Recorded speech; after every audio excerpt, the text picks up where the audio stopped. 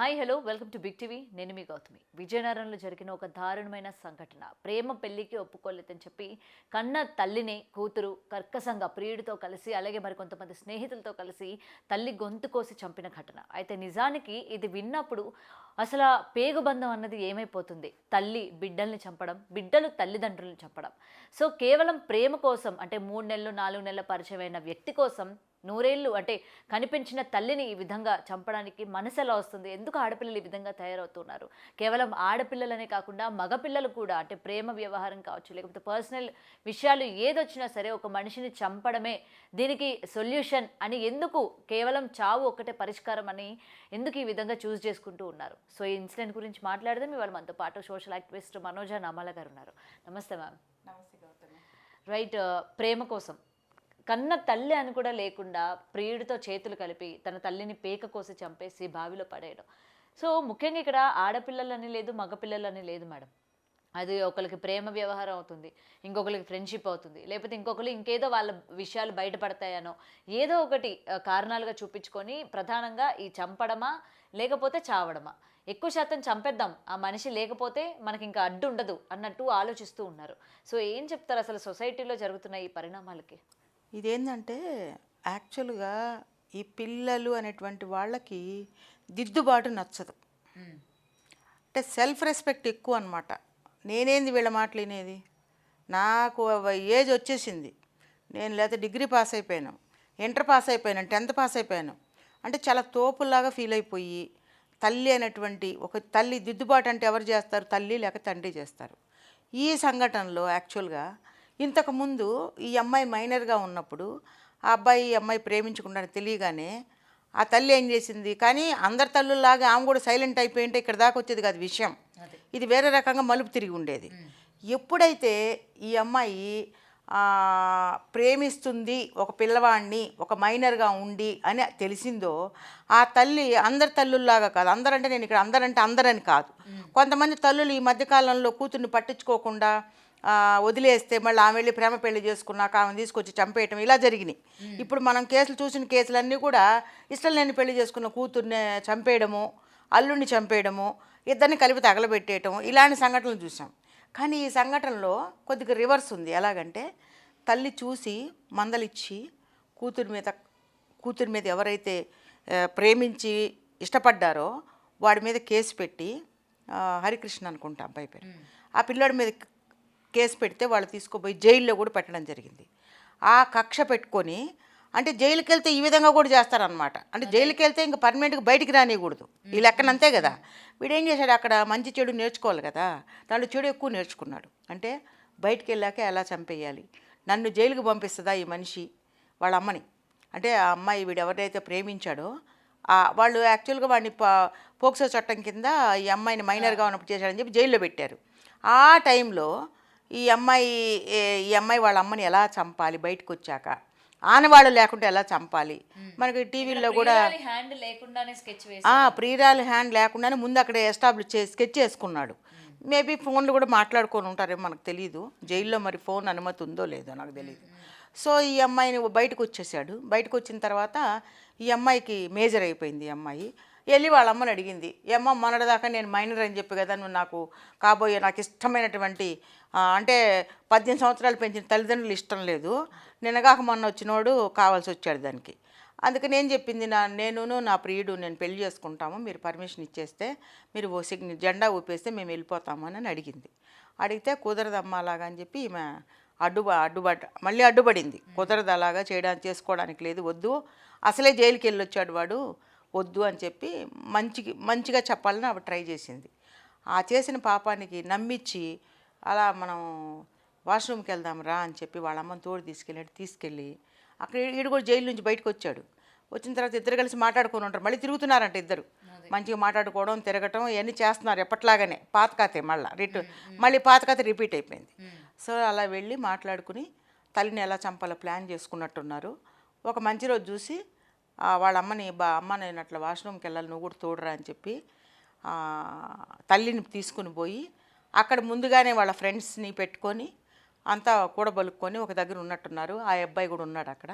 అందరూ కలిసి ఆమెని గొంతుతో కత్తితో విచక్షణారహితంగా నరికి తీసుకెళ్ళి ఒక బావిలో పడేస్తే ఈ అమ్మాయి మళ్ళీ ఏం తెలియనట్టుగా, ఈ రుచిత అమ్మాయి పేరు, ఏం తెలియనట్టుగా మళ్ళీ వాళ్ళ అన్న పేరు హరి, వాళ్ళ అన్నకు ఫోన్ చేసి అన్న అమ్మని ఎవరో వచ్చి ఆటోలో వచ్చి ఆగంతకులు తీసుకెళ్ళిపోయారు, కిడ్నాప్ చేసేసారు అని చెప్పి ఒక చిన్న డ్రామా అల్లి వాళ్ళ అన్నకి చెప్పడం. తర్వాత పోలీసులకి అసలు చక్కగా తెలిసిపోతుంది కదా ఎవరు చంపారనేది క్లియర్గా తెలుస్తుంది. ఎందుకంటే వాడు జైలుకి వెళ్ళొచ్చాడంటే కక్షపూరితంగానే ఉంటాడు. నన్ను జైల్లో పెట్టిస్తుందా, ఒక మగవాడు కదా నన్ను జైల్లో పెట్టిస్తుందా కూతురు కోసం అని చెప్పి వాడు కక్ష పెట్టుకున్నాడు.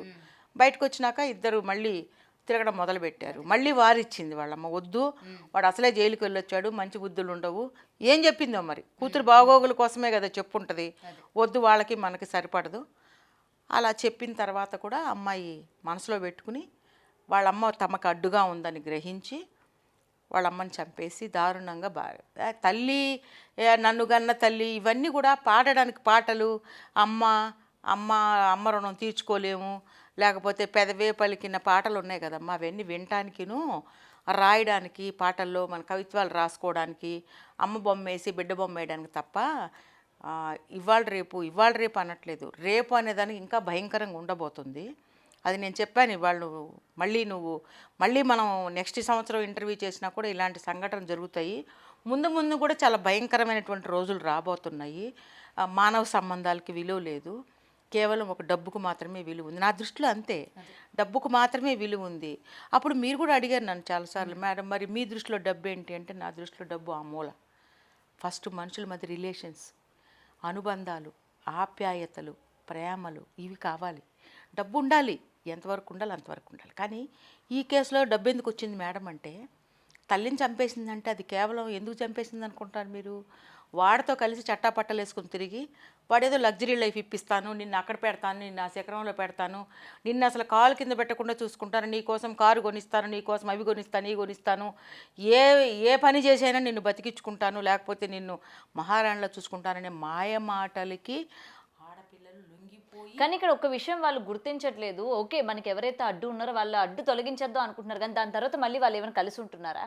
ఆ కేసుల్లోని పోలీస్ స్టేషన్లకు వెళ్తున్నారు, వాళ్ళ భవిష్యత్తు ఇంకా అక్కడితో అది నాశనం అయిపోతుంది అన్న అంటే ఆ చిన్న లైన్ అన్నది ఆలోచించట్లేదు వీళ్ళు. వీళ్ళే కాకుండా కొంతమంది పిల్లల్ని కూడా గుమిగూడ్చి ఒక దగ్గరికి చేర్చి వాళ్ళందరినీ కూడా ఇన్వాల్వ్ చేసి వీళ్ళు చేసిన, అంటే మేడం వాళ్ళు ఇన్వాల్వ్ చేయకుండా వీళ్ళిద్దరు చేస్తే సరిపోద్దా అంటే అలా కాదు. అసలు వీళ్ళు చేయడమే మహాఘోరం, మహాపాపం, మహా తప్పు.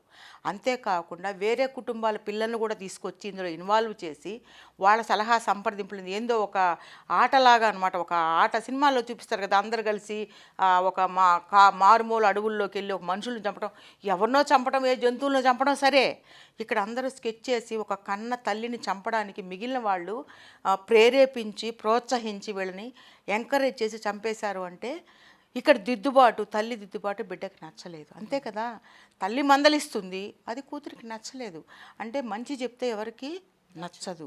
ఎవరికి వాళ్ళు మేమే కరెక్టు, మేము చదువుకున్నాం, మాకు అన్నీ తెలుసు, మీకు తెలీదు, మాకు తెలుసు, మాకు నచ్చినట్టుగా మేము వెళ్తాము. కొన్ని ఇప్పుడు చట్టాలు కూడా అట్లా వచ్చినాయి కదమ్మా, మైనర్లకు కూడా పూర్తి హక్కులు ఇవ్వాలి, వాళ్ళకి ఇష్టం వచ్చినట్టు తిరగచ్చు, వాళ్ళు ఏ గెంతులైనా వేయచ్చు, ఎలాగైనా బ్రతకచ్చు. ఇంకా వ్యాలంటైన్స్ డే రోజు ఇంకా అద్దు ఆపలేకుండా బయట రోడ్ల మీద తిరుగుతూ ఉంటారేమో ఇద్దరు కలిసి లవర్స్ అనేది. ఇప్పుడు ఇదివరకు వాళ్ళు ఎవరైనా వస్తున్నారంటే కంట్రోల్ అయిపోతామని పట్టుకుని పెళ్ళి చేస్తారని చెప్పి పారిపోయేవాళ్ళు. ఇప్పుడు ఫ్రీడమ్ అయిపోయింది, ఎక్కడ పట్టినా కూడా కలిసి తిరుగుతున్నారు, కలిసి రూముల్లో ఉంటున్నారు, కలిసి రూములు తీసుకుంటున్నారు. ఇంకా చాలా దారుణమైనటువంటి విషయాలు వింటుంటే ఉన్నది ఒక్కరితో కాకుండా మళ్ళీ ఒకరితో ప్రేమ నటించి ఇంకొకళ్ళని మళ్ళీ లైన్లో పెట్టుకోవడాలి, ఇలాంటి పనులు కూడా, ఆ ఘోరాలు కూడా ఈ దరిద్రపు కళ్ళతో కూడా నేను చూడటం జరిగింది కొన్ని సంఘటనలు. ఇవన్నీ చూస్తుంటే నాకు చాలా బాధేస్తుంది గౌతమి. ఎందుకంటే ఏమైపోతుంది, తల్లిదండ్రులు అంటే ఒకానొక సందర్భంలో కొడుకు ఇష్టం లేని పెళ్లి చేసుకున్నాడు, వేరే అమ్మాయిని తెచ్చని చెప్పి ఇద్దరిని చంపేసిన సందర్భాలు ఉన్నాయి. కూతురు వెళ్ళిపోతే కూతురుని పక్కన పెట్టి అల్లుడిని చంపేసిన సందర్భాలు ఉన్నాయి.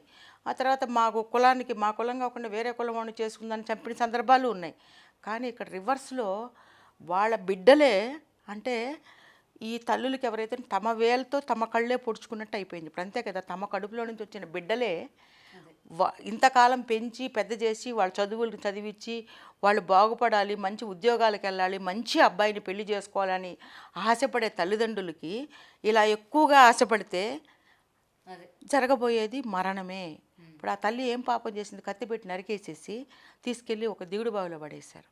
ఎంత దారుణమైనటువంటి సంఘటన. నేనేమంటానండి, ఇంతకుముందు ఒక కేసులో కూడా నేను ఇలాగే చెప్పాను, ఒక పసిబిడ్డ కేసులో ఒక తల్లి బావిలో వేసేసింది క్షుద్ర పూజలు అని చెప్పి. ఇప్పుడు ఈ తల్లిని ఎలాగైతే వాళ్ళు బావిలో వేశారో, కన్న తల్లిని, ఆ పిల్ల ఎవరైతే దీనికి మూలకారకురాలు ఆ పిల్లని కూడా సేమ్ అలాంటి బావిలోనే వేసేయాలి. అప్పుడు ఇంకొకరికి భయం వేస్తుంది, అమ్మో మా అమ్మని నేను ముట్టుకోకూడదు, మా నాన్నని నేను ముట్టుకుంటే నా గతి కూడా ఇంతే పడుతుంది.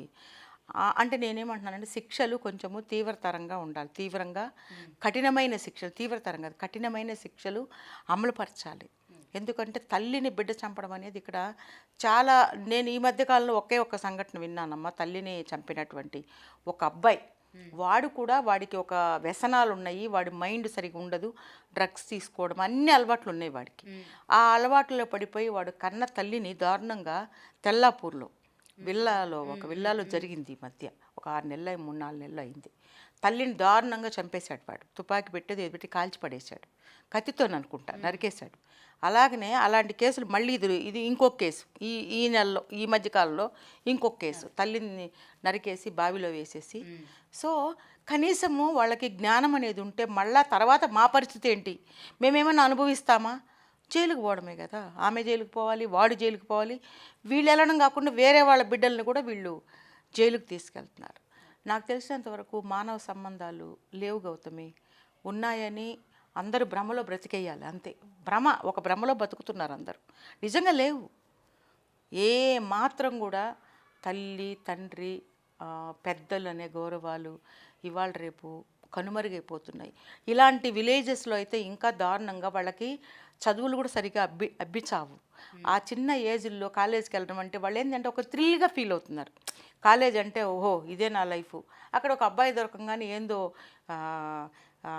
అబ్బాయి దొరకంగానే ప్రేమించేయటాలు, వాడితో చట్టాపట్టసులు, ఊర్లో తెలిస్తే అందరూ చెప్పుకుంటారే మా గురించి, మా అమ్మ మా నాన్నకి ఇది అవమానమే ఇలా తిరిగితే, నేనంటూ చదువుకొని మంచిగా ఉద్యోగం చేసిన తల్లిదండ్రులకు సహాయపడాలనేటువంటి జ్ఞానము అమ్మాయిలకి ఉండట్లేదు, అబ్బాయిలకి ఉండట్లేదు.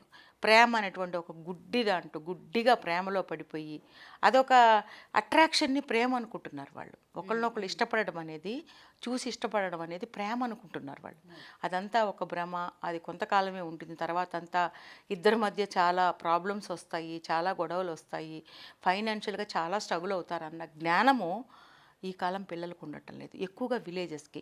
కానీ ఆ విలేజెస్లో నుంచి మట్టిలో నుంచి మాణిక్యాలు వచ్చినట్టు ఐఏఎస్ ఐపీఎస్ పిల్లలు, బాగా చదువుకున్న వాళ్ళు, జ్ఞానవంతులు, విద్యావంతులు, మంచి మంచి పొజిషన్లో ఉన్నటువంటి పొలిటికల్లోకి వెళ్ళిన వాళ్ళు చాలామంది వస్తున్నారు బయటికి. కానీ ఇలా అట్టడుక్కి వెళ్ళిపోయి జ్ఞానం లేనటువంటి పిల్లలు కూడా చాలామంది ఉన్నారు. వివేచన లేకుండా తల్లిదండ్రులు ఒకవేళ మందలించాలని ప్రయత్నించినా కూడా ఆ తల్లిదండ్రులనే మళ్ళీ కాటు వేయడానికి సిద్ధపడేటువంటి దౌర్భాగ్యపు మనస్తత్వాలు ఉన్నటువంటి అమ్మాయిలు అబ్బాయిలు వాళ్ళు ఉన్నారు. దీనికి కారణం నేనేమంటానంటే ఒక సెల్ ఫోన్ కూడా దీనికి కారణం అని నేను అంటున్నాను. ఎందుకంటే ఆ రోజుల్లో ప్రేమించుకున్న వాళ్ళకి కమ్యూనికేషన్స్ లేవు. ఈ రోజుల్లో ప్రేమించుకున్నారంటే ఒక ఫోన్ దొరికిందనుకోండి, తెల్లవారులు దాంతోనే సస్తారనమాట.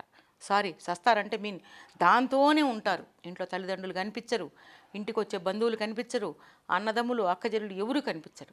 ఆ ఫోన్ పట్టుకొని దానికి ఒక కుక్క పిల్లల దానికి ఏలాడుతూ దాంతోనే తెల్లవారులు మాట్లాడుకుంటా, వాడితో ఎక్కువ కమ్యూనికేషన్, అంటే వాడితో కానీ అమ్మాయితో కానీ కమ్యూనికేషన్ ఇంకా ఇంక్రీజ్ అవ్వటానికి, ఇట్లాంటి స్కెచ్లు వేయడానికి కూడా అదొక రకంగా దోహదపడుతుంది అనేటువంటిది నా భావన. Right, thank you ma'am.